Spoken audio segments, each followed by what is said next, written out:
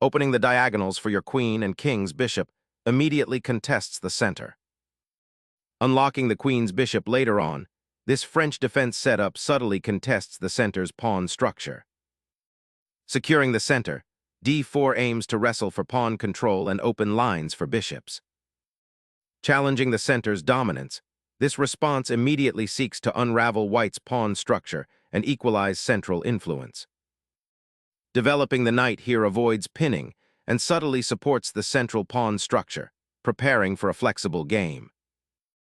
Challenging white's pawn center immediately, this move aims to open lines and create active piece play. Developing the knight to a flexible square, the move seeks to maintain central influence while preparing for castling, fostering queenside expansion potential. Developing the knight to f6 actively challenges white's center and prepares for castling, creating dynamic possibilities. Opening the center, this pawn capture immediately invites a sharp pawn structure and dictates the game's tactical trajectory. Developing the knight here liberates black's center and prepares to contest the d-file, a crucial diagonal pathway. Shifting the knight to b3 shores up the d4 pawn and prepares for a central breakthrough. Recentering the knight on d7 secures it from the immediate bishop threat and prepares for a more active role in the center. Challenging black's pawn structure directly, this bishop now eyes the enemy king's sanctuary. Solidifying the center and preparing to castle, this development gracefully contests the d4 square and reinforces black's pawn chain. Simplifying the structure by removing this bishop opens lines, but concedes the bishop pair advantage. Regaining the pawn, black untangles their queen, preparing for central counterplay and contesting the open d-file. Sharpening the attack, white aims to disrupt black's pawn structure and exploit the weak c6 square. Trading off the central pawns opens lines and initiates a more dynamic phase of the game. Capturing the pawn opens the queen's diagonal, aiming at the kingside while challenging black's central pawn structure. Securing the king with castling removes immediate threats, allowing development to focus on the central fight. A daring castling to the queenside amplifies the pawn storm potential, but invites immediate queenside pressure. Probing the knight's outpost on b3, this pawn advance begins to contest queenside space and potentially open lines. Positioning the bishop, there eyes the queenside and prepares for an eventual pawn push forward. Asserting central influence and preparing to challenge white's queenside knight demonstrates a proactive approach. Doubling rooks on the open e-file now aims to exert pressure and control the center more effectively. Initiating a flank pawn thrust to challenge white's queen placement and gain queenside space. Preparing to pounce on the queenside, white aims to disrupt black's pawn structure and pressure the light squares. Instantly liberating your knight from its cramped position, this capture disrupts white's pawn structure and opens a crucial diagonal for your pieces. The queen's redeployment opens lines and prepares for a central pawn push, aiming to unravel black's position. Unlocking the queenside and preparing to contest the file, a strategic redeployment that mirrors white's king safety concerns.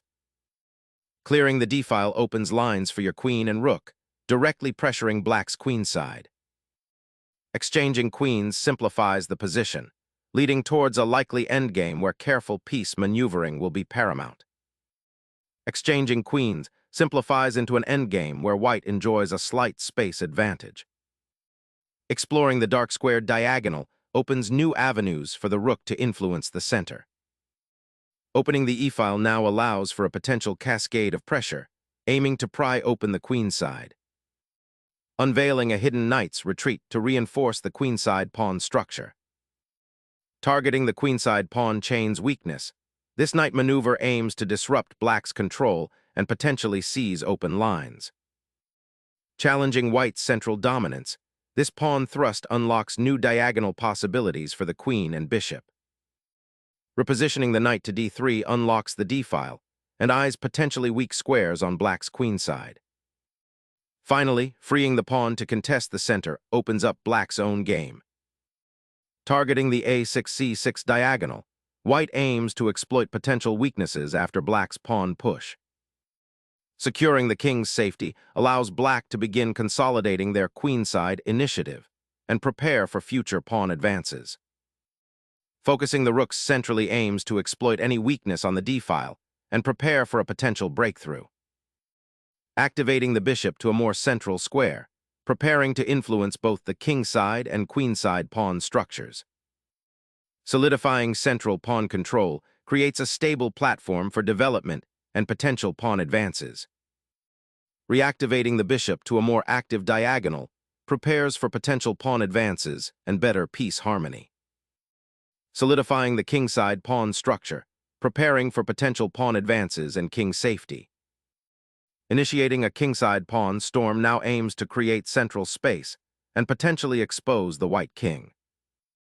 Solidifying the pawn structure, this prevents immediate tactical thrusts and prepares for a more controlled middle-game maneuvering. This retreat clarifies the position, preparing for potential pawn breaks on the kingside while keeping the rook active.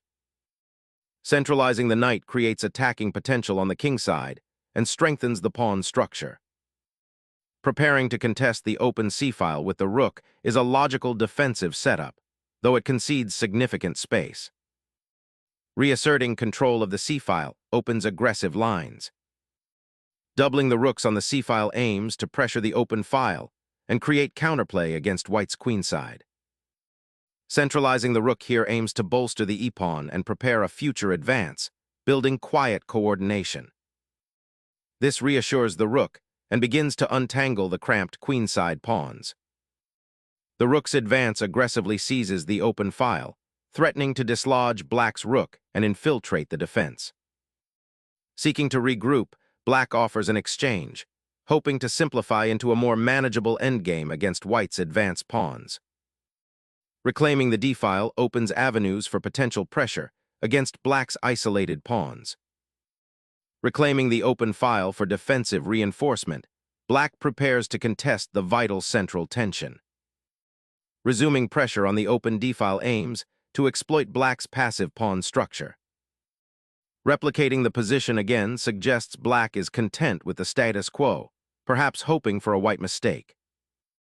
Liberating the rook initiates a likely endgame where the queenside majority's pawn breaks become paramount. Relocating the king to the center initiates a crucial endgame transition, centralizing its power. Repositioning the rook to the flank is a subtle way to prepare for a kingside pawn storm and restrict black's piece activity. A surprising retreat, perhaps aiming to regroup pieces behind the pawn chain before the rook exchange. Initiating a strategic outpost, the rook aggressively occupies a key square, aiming to disrupt black's coordination and potentially exploit weaknesses. The knight bravely ventures to an outpost, aiming to disrupt white's coordination and create endgame opportunities. A decisive blow to simplify and activate the rook, forcing a king retreat. The king retreats, seeking shelter behind the pawns to avoid further checks. This rook repositions to attack the weakened light squares and pressure the knight.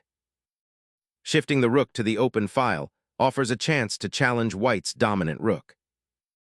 A bold attempt to trap the knight, but black can safely retreat and maintain material balance.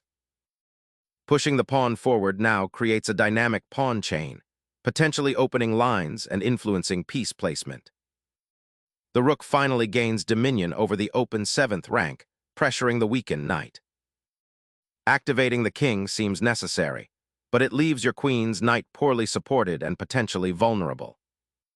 Sacrificing the rook clears the d-file, threatening the stranded knight and opening lines for the queen.